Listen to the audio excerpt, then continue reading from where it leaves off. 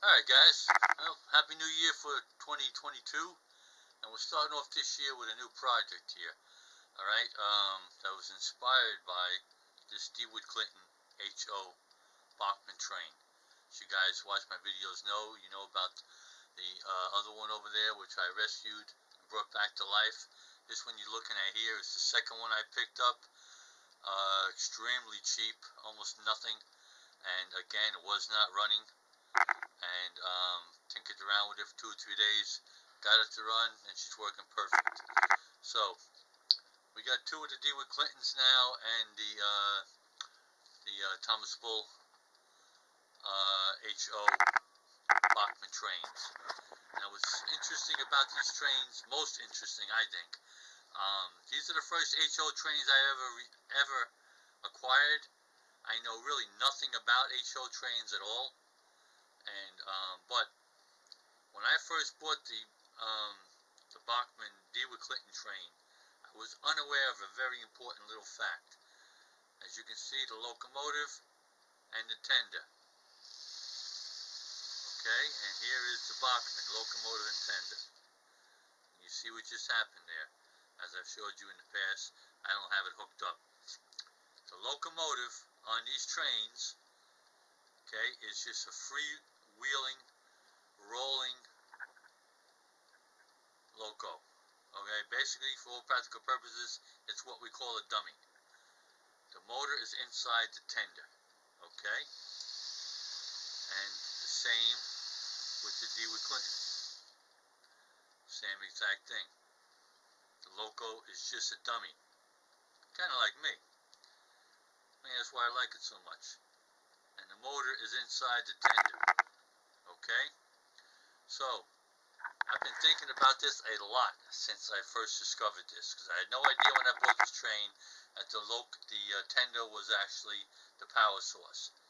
I've been thinking about it an awful lot, and I did a lot of search online, just about everywhere, and I could not find any other trains other than H.O. gauge BACHMAN and a couple other older ones that had the tender as the power source.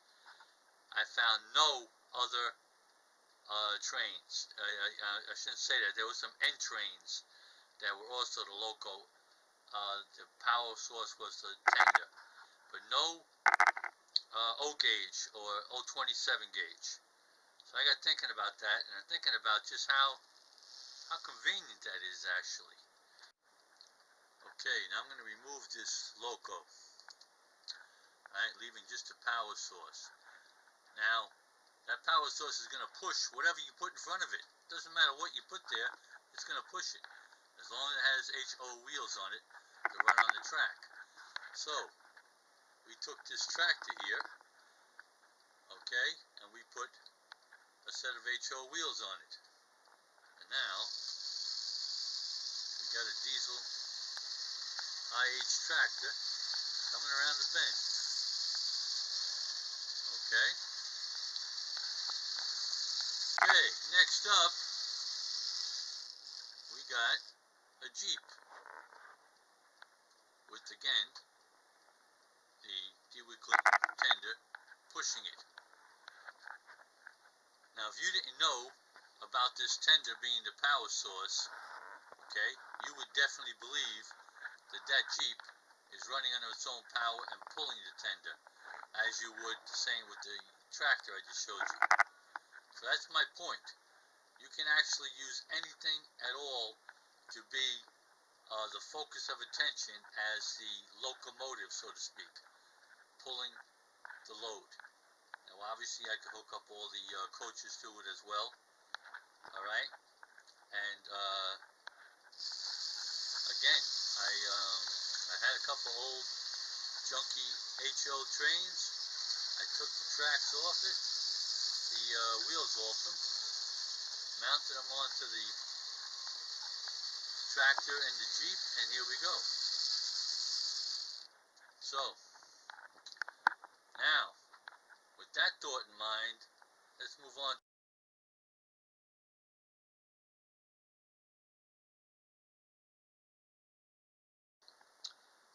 Scout motor, and I was going to put it into this train, but I was missing some of the hardware. That was kind of the catalyst of this whole entire project. And thinking back on the BACHMAN, I thought to myself, well, why don't I just try to copy it? And that's what I did. I took the Scout motor, I took this Marks tender, which was the perfect small size, cut a little hole in the roof to get the directional switch through the roof, and she's all mounted in there and padded up, and I lined the whole entire inside of the tender with tape, with black tape, so to protect it from any kind of shortage at all. And as you can see, I'll take this piece of junk off of here, and here we got. We basically have the same exact thing as the BACHMAN trains that you've seen. Okay, we got a powered tender, O gauge, O27 O gauge.